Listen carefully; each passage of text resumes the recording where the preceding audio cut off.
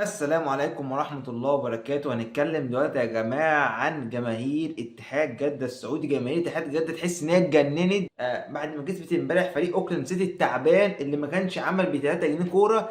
بعد ما كسبوه طلعوا بقى يتنططوا علينا ويقول لك ايه الاهلي فينه، واحد اتنين طعمية راحت فين، والاهلي دول الجاي. هنتفرجوا معايا دلوقتي يا جماعة الفيديو اللي هوريه لكم وهنعلق عليه عشان هم شكلهم ايه، خلاص ايه الغرور ركبهم بمعنى الكلمة. اتفرجوا معايا على الفيديو وهنشوف الكلام ده.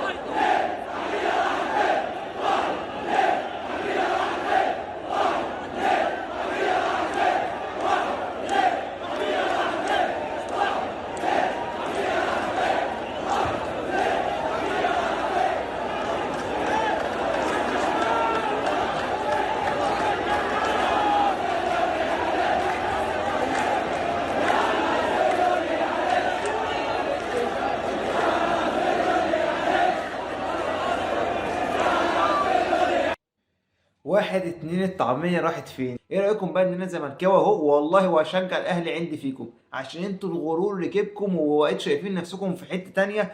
وانتوا اصلا من سنة ولا سنة ونص ما كنتش موجودين. السعودية اصلا كانتش موجودة اصلا على الخريطة الكروية. انتوا اصلا كنت اخركم الناس كلها ايه، اي لعيب بيروح عندكم عشان يجيب شوية فلوس ويرجع. كان انتوا ولا كنتوا بتقدموا كورة ولا بتعملوا اي حاجة. انتوا بس مستوعبين انتوا كنتوا فين؟ مستوعبين بس انتوا كنتوا فين واحنا كنا فين. انتوا اصلا كنتوا بتحلموا تجيبوا اي لعيب من الدوري المصري ياما عندكم.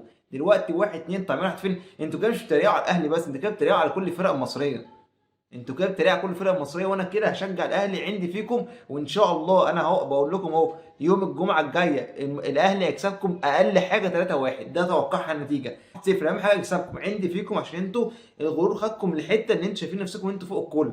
فكده ما ينفعش. واحد اتنين طعمين راحت فين وهاتوا الاهلي مش هاتوا الاهلي. طب إيه رايكم بقى ايه، خلوا بالكم عشان الاهلي هيجي يوم الجمعه الجايه هيوريكم ازاي الكبسه بتتعمل عشان شكلكم من عشان انتوا دخلتوا في سكه اللي يروح مش هيرجع. كده سكه دي اللي يروح مش هيرجع. ايه خلاص يا جماعه، في ايه يا جماعه؟ اتكلموا بالعقل يا جماعه. انتوا اصلا كسبتوا فريق تعبان، فريق اصلا يعني مع احترامي ليه يعني فريق لو احنا جبنا فريق من درجه ثانيه هيكسبه.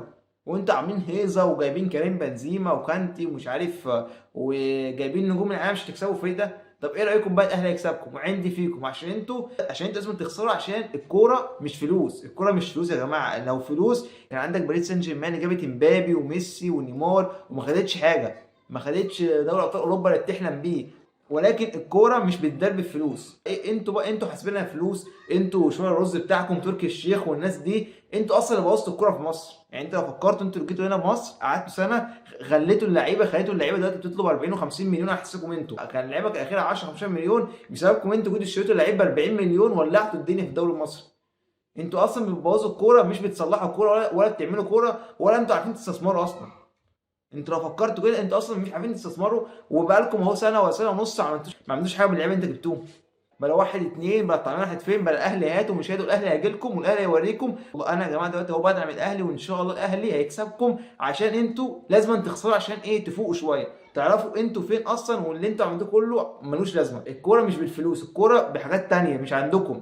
فانتوا حوار ان انتوا مفكرين انتوا تشتروا الدنيا كلها بالفلوس ده دي مشكلتكم انتوا، دي عقليتكم انتوا كده بتفكروا ايه اللي هو فرحانين باي حاجه. خلاص بقى احنا كسبنا فريق اوكلاند سيتي وهنكسب الاهلي وتلاقيكم كمان بتفكروا ان انتوا تكسبوا السيتي وانتوا اصلا مش تعدوا نادي الاهلي. اسمع مني، انتوا مش تعدوا نادي الاهلي. عندك جارك الهلال يشهد، وعندك برضه فريق الدحيل كان بيعمل زيكم كده برضه. فريق الدحيل لو تفكرين كان بيتنطط برضه، وبرضه الاهلي كسبه تقريبا 2-0 ولا 2-1 مع الرأفة. فانا بقول لكم اهو يوم الجمعه الجايه الساعه 10 بعد ما الماتش ينتهي هنقول لك هارد لك لفريق اتحاد جده، هارد لك لشويه الفلوس، هارد لك للناس اللي مفكرين ان الكوره فلوس. وهتخسروا ان شاء الله. ان شاء الله انا اتوقع 3-1 3-1 قبل بعد الماتش. وان شاء الله عشان انتوا اللي تستحقوا تخسروا عشان انتوا كده ايه، مش عارف اقول لكم ايه. بس كده يا جماعه والله مش عارف اكتر من كده. بس هم دول اخرهم، هم عقليتهم كده ومفكرين كل حاجه تمشي ايه على حسب هواهم. لكن اخر كلمه اقولها لكم، الكوره مش بالفلوس. في الاول وفي الاخر يا جماعه ان شاء الله التوفيق للنادي الاهلي. النادي الاهلي ان شاء الله يحط عليهم هناك اقل حاجه 3-4. لازم يتهانوا كرويا،